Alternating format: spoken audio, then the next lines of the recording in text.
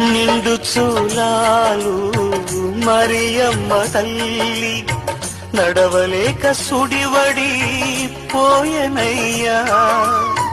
నిండు చూలాలు మరియమ్మ తల్లి నడవలేక సుడివడి పోయనయ్యా.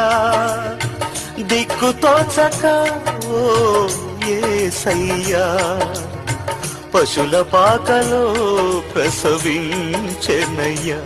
ఎంత దీనాతి దీనము, ఎంత దీనాతి దీనము ఓ యేసయ్యా. నీ జననమెంత దయనీయము, తలచుకుంటే నా గుండె తడబడి తరిగి కరిగి నీరగుచున్నది.